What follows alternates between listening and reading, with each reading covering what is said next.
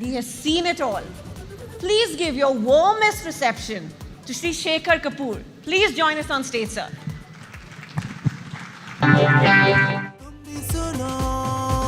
Let's talk fearless and free. मेरे गूंजे अपनी unity. सर उठा के, सोच घुमा के. We'll be the change we wanna see.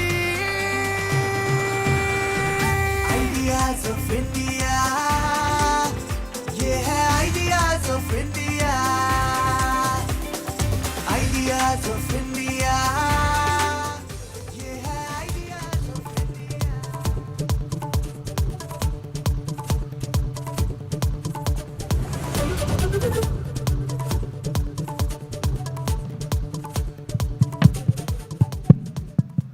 Ladies and gentlemen, good evening.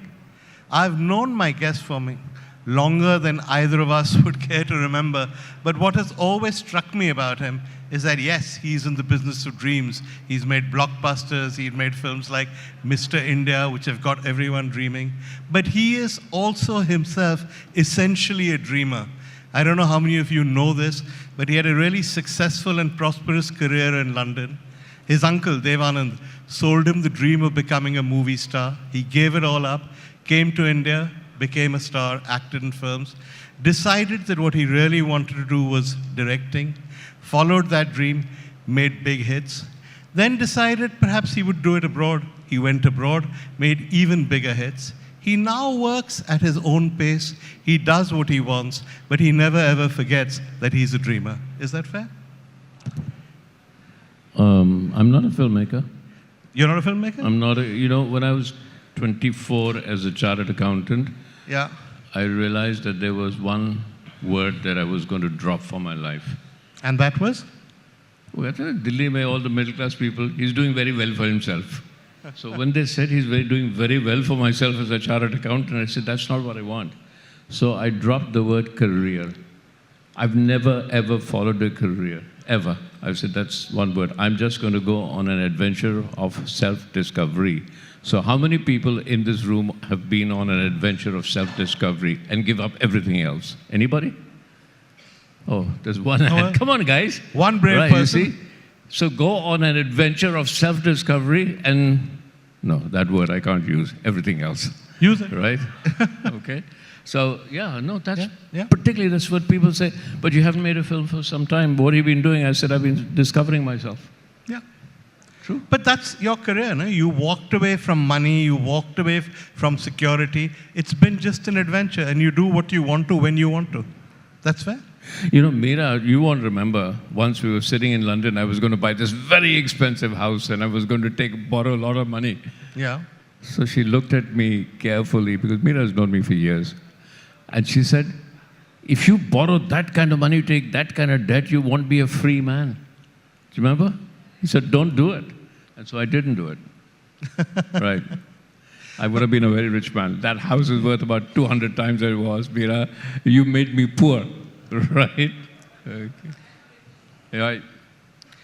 You followed your own heart and your own dream, but you've always, because I think you have an international perspective and an Indian perspective, a filmmaker's perspective, and yet an outsider's perspective, you've always been, it seems to me, one of the few people who's been right about the direction in which the entertainment industry is going globally.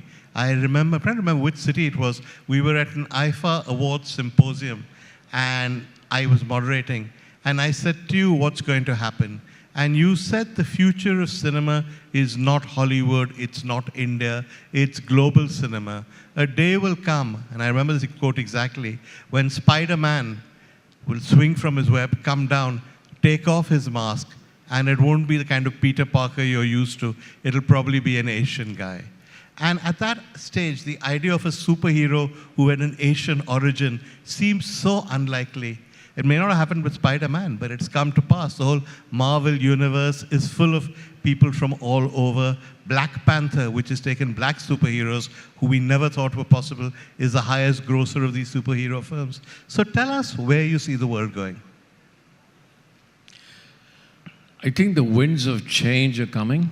Yeah. And they're coming harsher and stronger than we believe they are. I think even now, when we talk about Marvel movies, we talk about Black Panther, it's still a white man's point of view. Yeah. It's still a Western point of view because the white man has controlled us for so long.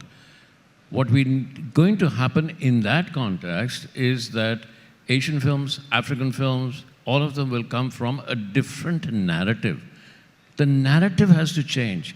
In this world, in many, many ways right now, the narrative is still Western. That's where the winds come from. When the narrative changes, the true change will happen in culture, right? Of course, we'll come to a global culture. That's what I said to you at that time, 20 years ago. That we'll still be making Spider-Man, but Spider-Man, when he takes his mask off, will be Chinese. He won't be white. Yeah. Right? And that's happening now. But where are we going now? I think we'll talk about that. I want somebody to challenge me. Technology, you see, storytelling is the same thing. Right? You tell a story, it'll never change. We're always telling stories. Somewhere the moralities of story change. Yeah. Meena Kumari showed her ankle and everybody said, hi, kya kar rahe ho? Everything, that changes. The sense of morality of what it is, that changes. But what changes constantly is technology. And technology is the way that we disseminate stories to the rest of the world. And that's becoming huge. But see, when you talk about technology, there are two senses in which you can use that word. You can use it in terms of the way in which you shoot, and you can use it in the way in which that content is distributing it. Yeah. Are you using it in both senses? Both sense. So just elaborate on that. Yeah, well, if you say the way we shoot, the digital has made films much cheaper. I can do my visual effects in camera. You know, when I was making Mr. India, we used to run the negative with little... we used to call the old Mitchell cameras, जो कभी use ही नहीं होते. Yeah. So we used to get them. Then my DOP would go back and then mask a bit of the frame. We used to mask the same piece of film 4 times. Really? And I used to have puppeteers coming with the whip that used to beat up Sri Devi. That was actually a puppeteer with a whip that went around like that. That's how we made Mr. India, you know? Yeah. Now I don't have to do anything of that. The digital has allowed me to do anything that I want on screen. And the digital has allowed me to do it while I'm filming. Yeah. So my latest film that I did, I actually had people, I could see what was going on constantly without having a green, I never had a green screen. Those of us that actually understand technology of filmmaking know what a green screen is. Yeah. So we don't, it's so much cheaper, but it's in the way that we're going. The metaverse is the way we're going. The metaverse for our business in India can be $1 trillion business if we get it right. How much? $1 trillion. $1 trillion? $1 trillion. You watch. How much is that in crores? I can't even think about Yeah, it's about so much in crores that we can buy the GDP of India, right? But it's something I said on the first time that I got on to FICCI, I said, Indian film business is worth 10 billion. सबने कहा पागल हो गया यार ये ठीक है, you're a filmmaker and people will really, ठीक है. Then I remember Mukesh Ambani calling me, how did you work that out? Yeah. And I said, how it worked out. So the very next year, he was a keynote speaker. He said, it's 100 billion. I'm saying it's $1 trillion. It's $1 trillion because of the way we can disseminate and analyze. Analyze and break up our content. So it's not just film. Film is going to be a small part of it. It's the creation of content. You know, there is this K-pop group. The biggest pop group in the world is Blackpink, this Korean pop group. And BTS. they created avatars for the metaverse. Yeah. So I was watching an interview with them. They said, look, I have to sleep, I have to eat, I have a private life. My avatar doesn't have a private life. They're there 24 hours, they can be performing, they can be answering questions. So there's a different world coming in which we have to catch the tsunami of. And that's worth content. I'm not just saying film, I'm saying content, the creation of content is going to be worth $1 trillion. I'm saying that, and it will be. Okay, so let's take the general way in which we understand cinema or entertainment. A director hires a crew or a producer does it. He shoots a film. That film is then edited. And then it's disseminated either in cinemas or on streaming or on television or in the old days on DVDs. You're saying that that model may continue, but it's going to go far beyond that? Say it again, sorry. You're saying that that model will continue, but the future will go far beyond that? Yeah. Yeah, I explain mean, that. you know, Mr. India, how many of you did not see Mr. India? One? No, just one? One. Okay. When everybody says to me that Mr. India was India's first superhero film, it wasn't. It was a kind of a superhero film, but the thing that keeps Mr. India being popular, it was a universe of characters. Yeah. People we forget. There was Daga, there was Teja, there was Mogambo, there was Hawaii, there were like 20 characters. There was Calendar. In fact, if you go to Bangalore, there's a restaurant called Calendar Khanalo. Really? Okay. You know, yeah. I didn't know that. So it was a universe of characters. So what we have is what Marvel is doing is creating a universe of characters. Each character then becomes an avatar of its own. Each character develops a personality of its own. So we are heading in a different way where we take a certain story, like Mahabharat. Like what? Mahabharat. Yeah. Mahabharat is a universe of characters, right? Mahabharat in itself can be a huge business. If I was making Mahabharat today, or if I was making something like this today, I would open the world I create, I would open it up to anybody. You take this world, you create a world upon my world, but as long as you let others create a world upon your world. And then what you're doing is you're following nature, you're creating a rainforest. Out of that rainforest, it starts to grow on its own.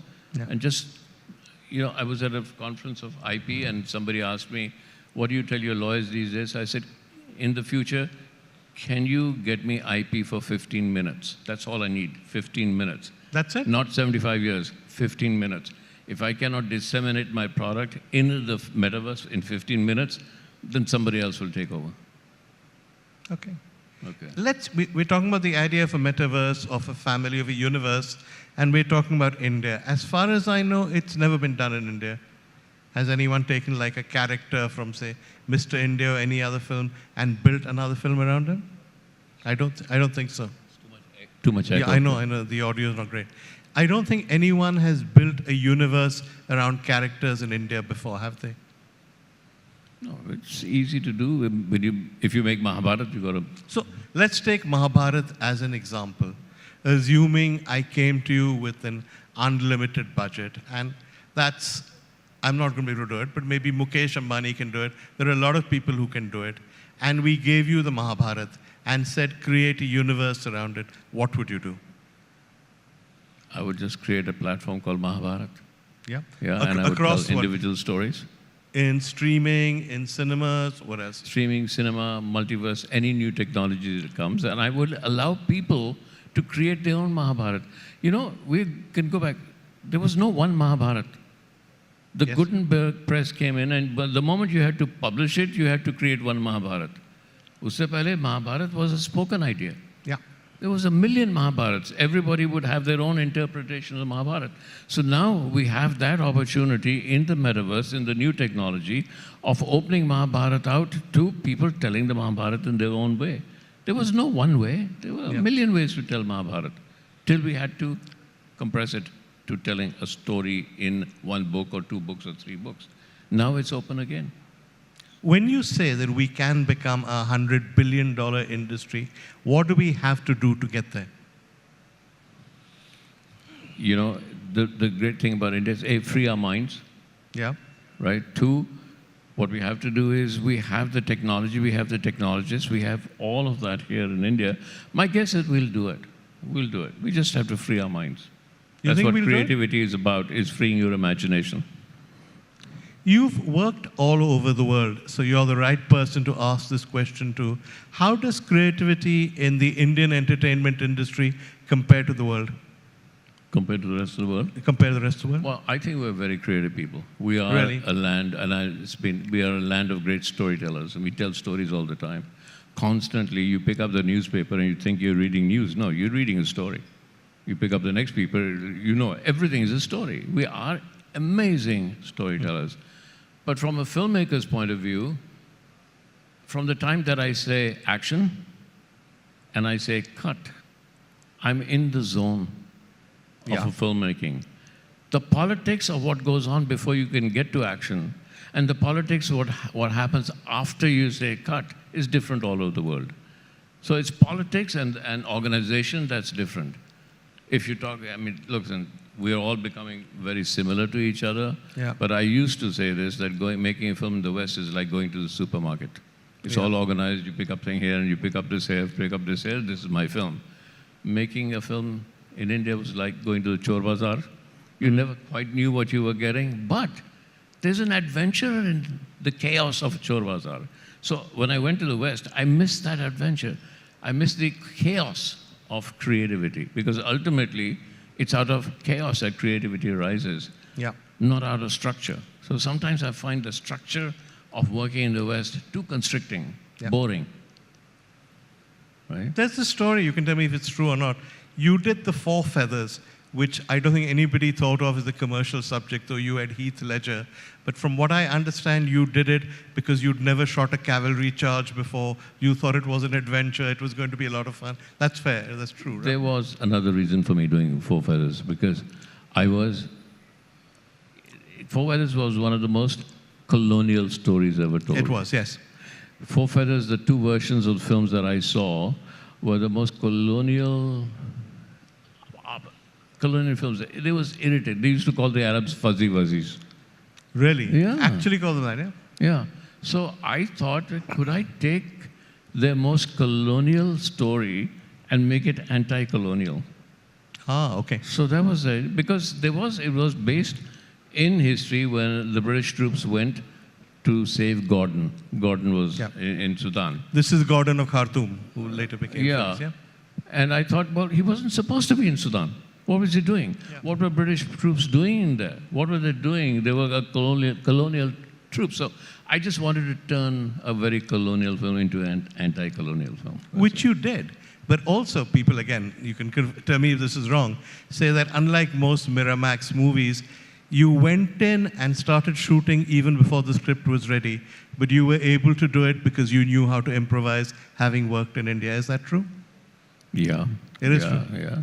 But I can tell you something about Four Feathers. It was about a big battle, but it was a battle between me and the studio heads also. Yeah, I was going to say that. Yeah, and one of the studio heads is now a person of disrepute, so we won't go. I remember sitting with the studio heads and disagreeing with them. Yeah. And they said, Mr. Kapur, if you go on like this, you'll never work in this town again. I just started to laugh. And they couldn't understand why I'm laughing. And I said, you know, guys, take care of your own destiny. Yeah. My destiny will take care of myself. So don't ever make those statements. And that was to Harvey Weinstein. Yeah, I was going to say that. So where is he now? You were dealing with the biggest bully in Hollywood. Yeah, I know. who bullied bigger actors, bigger directors, and you apparently stood up to him and told him to coin a phrase, to FO. Is that accurate? Yeah, that's true. I love my actors though. But so when I went from here to do Elizabeth, and we didn't know who to cast Elizabeth. So on one little thing I saw Kate Blanchett. And I said, yeah, she should be Elizabeth. So I went to my producers and said, she should be Elizabeth. And my agent called me and said, Shekhar, every big actress in Hollywood wants to play Elizabeth. Yeah. And there's this girl called Kate Blanchett that nobody knows. And you know what? If you keep insisting on it, they'll fire you. I got a little scared. Yeah, pehli film hai, kabhi film ki nahi. Yeah. Haan, maine kaha, I'll call you tomorrow. In the morning, you become who you are, Punjabi sher. Got up in the morning, picked up the phone and said, let them fire me. Really? Yeah. And this was like, And film then we ultimately had became your big break, and you were ready to walk out. Yeah, and I refused to take any other actress. I said, I won't do the film, you have to take this girl. And they just bought my confidence. And I used to wonder how she got cast, because generally when you cast someone as Elizabeth, you go with a Shakespearean actress, somebody very English looking, somebody very British looking. And here you are finding an Australian who nobody's heard of. No, that's not true. Nobody heard of in the film business. She was a big theatre actor in Australia. In Australia, yeah. But you were casting the film not in Australia. Yeah. And her face is not like a classical Elizabeth face. It's frankly slightly pixie-like. So it was an odd decision. And yet, such is the power of your film that now when we think of Elizabeth, we think of Kate Blanchett. I've always been good at casting actors. I've actually given a lot.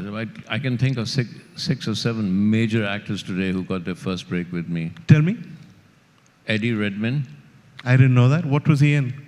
Oh, all these fantastic beasts. He won 3 Oscars. Yeah, I know who he is. I mean, which of your movies was he with? He was a small bit role of an assassin in Golden Age. And I still remember talking to Eddie Redmayne. He said, Shekhar, I'm not a good enough actor. The producer's telling me, isko nikal do, ye acha actor hai. Maine kaha, bhaiya, bahut acha actor hai. I had a big fight casting Heath Ledger in Four Feathers, because he wasn't that well known at that time. And he became, I mean, A Knight's Tale, I think, was released when you were still filming, and he became a big star while you were filming. Yeah, but I filmed before that. Our Bond, Daniel Craig. Daniel Craig was in Elizabeth. I didn't know that. Yeah, I can't Daniel remember. Craig was in Elizabeth. He played the assassin who comes to shoot the Queen. He was there in Elizabeth. Yeah. Really? The girl that plays Mrs. Presley in Elvis, plays his wife, right, was in my series Will. That was her first break.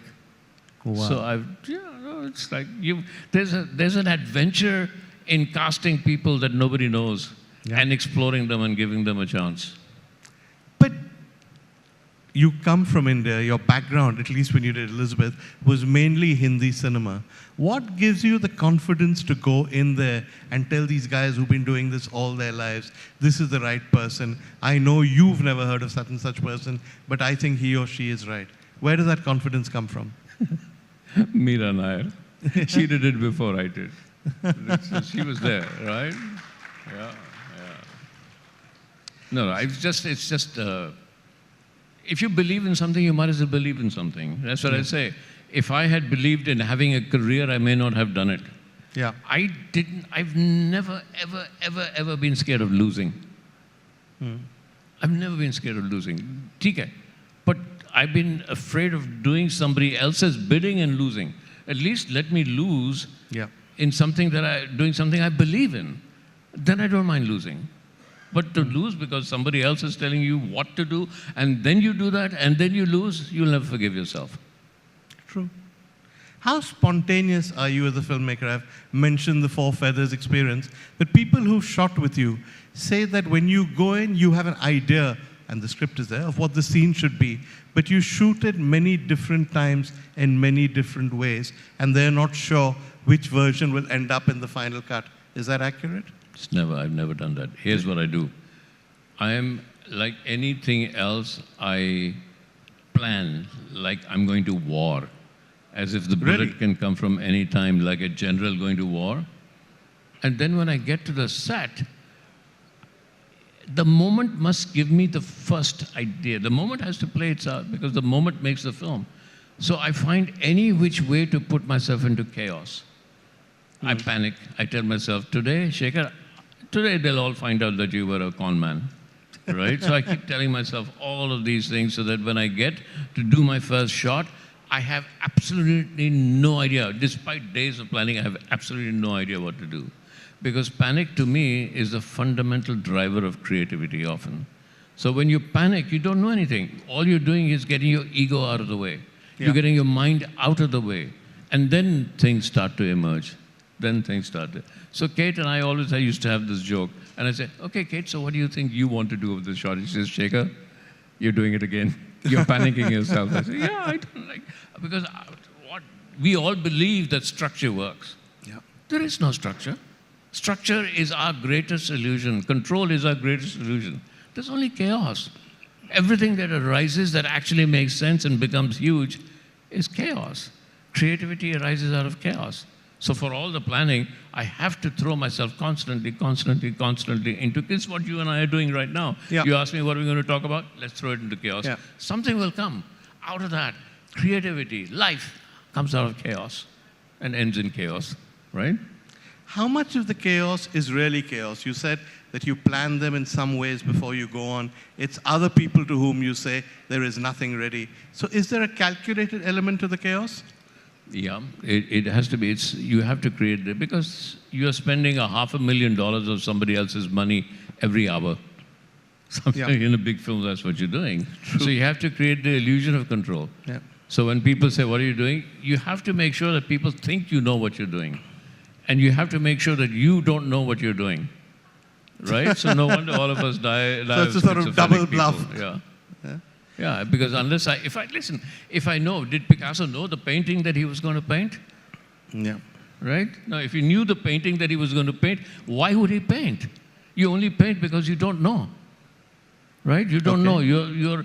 That first, each brush stroke is a moment of self-discovery.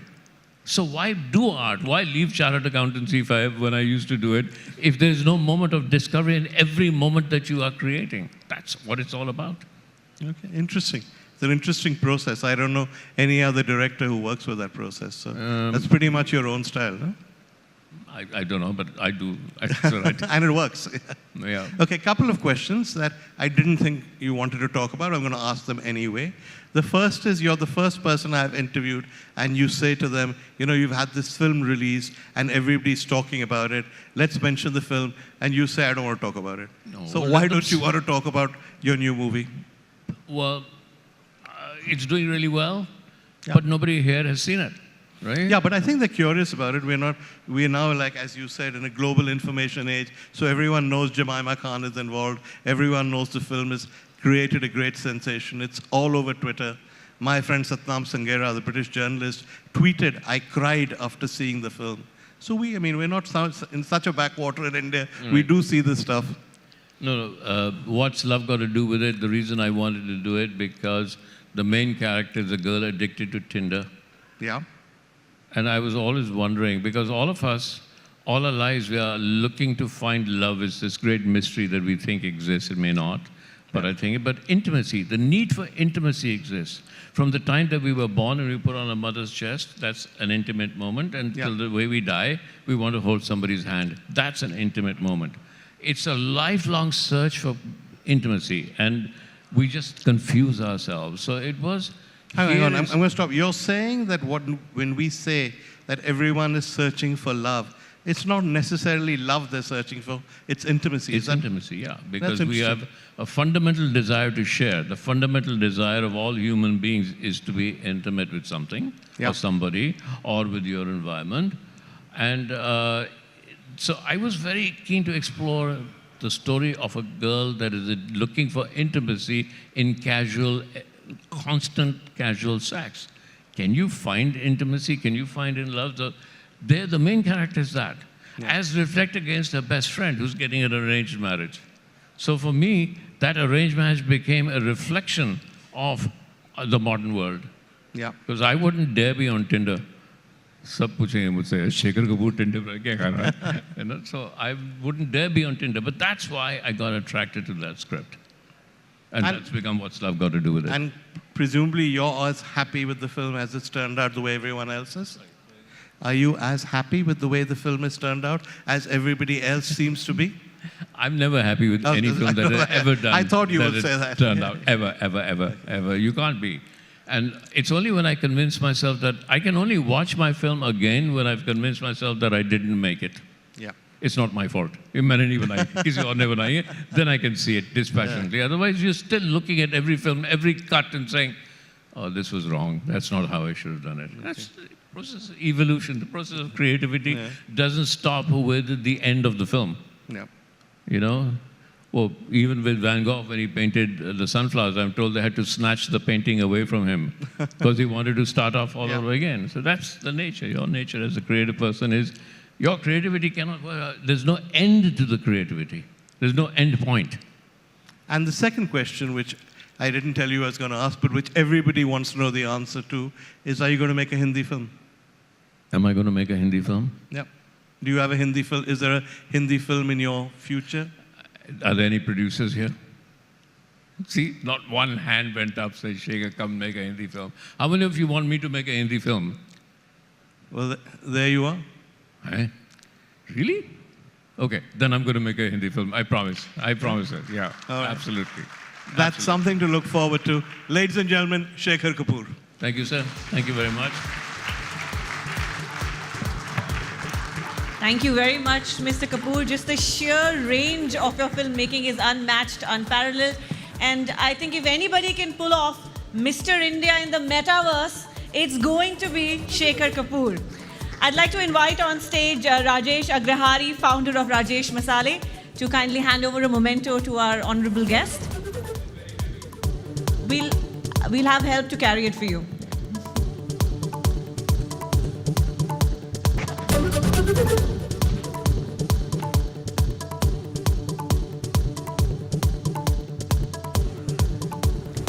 A massive round of applause for a once-in-a-generation filmmaker. Thank you so much for your time today. Thank you very much. Thank you, Veer sir, once again. Thank you. दोस्तों अब film making से हम आगे बढ़ते हैं politics की तरफ. हम लोग मुंबई में हैं. It's the financial nerve center of the country. In fact, the state of Maharashtra is the critical industrial and commercial center, as you all are very well aware. But अगर पिछले एक साल की हम बात करें तो it has made headlines for a political tussle that's going to go down in history. And in fact, that political friction is very much continuing. In the face of a general election as well as BMC polls, this is a very important year for the state. So it's only right that we ask the question how the government is preparing. Joining us to talk through this topic is the Honorable Chief Minister of Maharashtra, Shri Eknath Shinde. Kindly welcome the Honorable Minister with a loud round of applause.